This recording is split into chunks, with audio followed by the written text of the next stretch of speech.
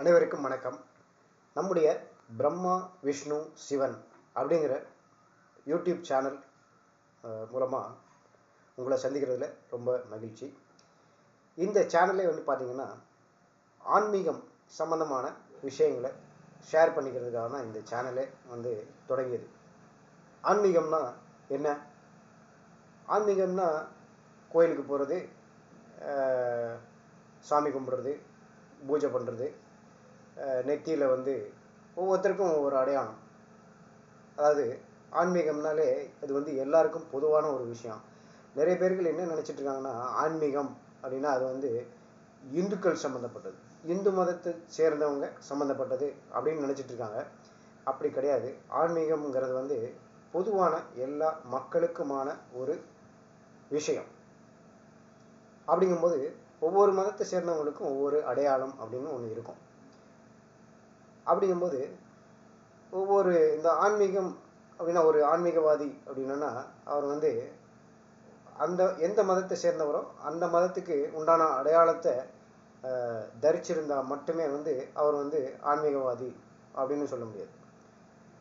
பூஜை புனஸ்காரம், கோயிலுக்கு போகிறது, சாமி கும்பிட்றது, இந்த மாதிரி விஷயங்களை பண்ணியிருக்காரா அவர் தான் ஆன்மீகவாதியா அப்படின்னா அவரும் ஆன்மீகவாதி அப்படின்னு நம்ம சொல்லிட முடியாது. ஏன்னு கேட்டால் ஆன்மீகம் அப்படின்னாலே எல்லா மக்களையும் மதிக்கக்கூடிய சகிப்புத்தன்மை அப்படிங்கிறது ரொம்ப முக்கியம். இந்த இதில் ஆன்மீகம்னாலே சகிப்புத்தன்மை. சக மனுஷனை மதிக்கணும். பணம் இருக்கிறவங்களை மட்டும் மதிக்கிறது. இன்னைக்கு நிறைய இடங்கள்ல பார்த்தீங்கன்னா பணத்துக்கு தான் மதிப்பு, மனுஷனுக்கு மதிப்பு இல்லை அப்படிங்கிற மாதிரி தான் ஆகிப்போச்சு. உதாரணமாக நம்ம கோயிலுக்கு போகிறோன்னு வச்சுக்கோங்க, அங்கே பணம் இருக்கிறவங்களுக்கு தான் மதிப்பு. ஏன்னா கோயில் பார்த்தீங்கன்னா இன்றைக்கி ஒரு கமர்ஷியல் இதாகி போச்சு, வணிக ரீதியான ஒரு விஷயமாக மாறி போச்சு. வியாபாரம், அங்கேயும் வியாபாரம். ஒருத்தர் கடவுள் சாமி கும்பிட்றதுக்கு போகிறாரு அப்படின்னா எதுக்காக போகிறாருன்னா அவருடைய கஷ்டங்கள், அவருக்கு கஷ்டங்கள் இருக்கும், அந்த கஷ்டங்களை தீர்த்து வைக்கிறதுக்காக, வேண்டிக்கிறதுக்காக சாமி கும்பிட்றதுக்காக கோயிலுக்கு போகிறாங்கன்னு வச்சுக்கோங்க. அங்கே கூட பார்த்தீங்கன்னா பணம் இல்லாமல் அங்கேயும் பார்த்தீங்கன்னா எதுவுமே நடக்காது. பணம் இல்லாமல் போனோம் அப்படின்னா அங்கே கோயிலில் கூட பார்த்தீங்கன்னா எல்லாத்துக்கும் டிக்கெட். இப்படி எல்லா விஷயமே பணத்தை அடிப்படையாக வச்சு ரொம்ப முக்கியமாக ஆகிப்போச்சு.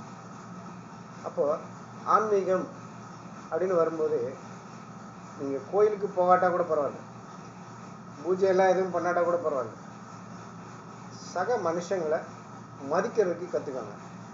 ஒருத்தர் முடியாதவர், நான் சொல்கிறது பார்த்தீங்கன்னா நல்ல கை காலெலாம் நல்லா இருக்கும், அவர் உங்ககிட்ட உதவி கேட்டாருன்னு வச்சுக்கோங்க. அதாவது ஒரு சாப்பாட்டுக்குன்னு உதவி கேட்டாருன்னா உங்களால் முடிஞ்சால் ஒரு தடவை உதவி செய்யலாம், அதை கூட ரெகுலராக செய்யணும்னு அவசியம் இல்லை. ஏன்னா ரொம்ப முடியாதவங்க, உடல் ரீதியாக முடியாதவங்களாக இருந்தால் அவங்களுக்கு நம்ம உதவி செய்யணும். அதே மாதிரி ஒருத்தர் எல்லா தகுதியும் இருக்குது, ஆனால் ஒரு சரியான வாய்ப்பு கிடைக்கல அப்படின்னா அவங்களுக்கு உதவி செய்யணும். பெரியவங்க, வயசானவங்க, அவங்களுக்கு கொடுக்கக்கூடிய மரியாதை, இந்த மாதிரி விஷயங்கள். அதாவது காந்தி என்ன சொன்னான்னா, ஒரு கன்னத்தில் அடித்தா மறுகணத்தையும் திருப்பி காட்டுறேன்னு சொல்லுவார். அப்படிலாம் காட்ட வேணாம். ஆனால் தெரியாமல் யாராவது தப்பு பண்ணிட்டாங்கன்னா அதை கூட மன்னிச்சு விட்டு போகிறது, சரி பரவாயில்ல அப்படின்னு விட்டுறது. இப்போ நம்ம ரோட்டில் போயிட்டுருக்கோம்னு வச்சுக்கோங்க, வண்டியிலையோ இல்லை நடந்தோ போயிட்டுருக்கோம், தெரியாமல் பக்கத்தில் யார் கால்லையாவது மிதிச்சிட்டோம், தெரியாமல் பட்டுருச்சு அப்படின்னா சாரி கேட்டோன்னா சரி பரவாயில்ல அப்படின்னு சொல்லி விட்டுறது மனுஷத்தன்மை. சில பேர் சாரி கூட கேட்க மாட்டாங்க, அந்த அளவுக்கு கொஞ்சம் அகங்காரமாக இருப்பாங்க. சரி சாரி கேட்டால் பரவாயில்லன்னு இல்லாமல் அவங்ககிட்ட பெரிய அளவில் எப்படியா கண்ணு தெரியாதா, ஆச்சா வச்சா கண் என்ன பின்னாடி இருக்கா அப்படின்னு சில பேர் பார்த்தீங்கன்னா ரொம்ப ஷவுட் பண்ணுவாங்க. தெரியாமல் பண்ணது கூட அதை மன்னிச்சு ஏற்றுக்க மாட்டாங்க. அந்த இடத்துல தான் சகிப்புத்தன்மை அப்படின்னு சொல்கிறது. அந்த ஒரு சகிப்புத்தன்மை கூட இல்லாமல் நிறைய பேர் இருக்காங்க. இந்த சகிப்புத்தன்மை இருக்கிறதும் ஆன்மீகம். அதனால் வெளி வேஷத்துக்கு ஆன்மீகவாதின்னு சொல்லிட்டு தெரியறவங்க வந்து இந்த மாதிரியான விஷயங்கள்லாம் இல்லை அப்படின்னா அதில் வந்து பிரயோஜனம் இல்லை, நோ யூஸ்.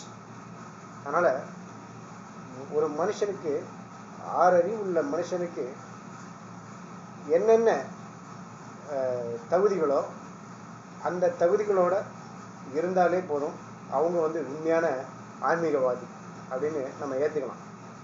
கோயிலுக்கு போகணும்னு இல்லை, சாமி கும்பிடணும் இல்லை, பூஜைகள் பண்ணணும்னு இல்லை. உங்களால் முடிஞ்சதை 4 பேருக்கு உதவி செய்கிறது, அப்புறம் அடுத்தவங்க மனசை அனாவசியமாக காயப்படுத்தாமல் இருக்கிறது,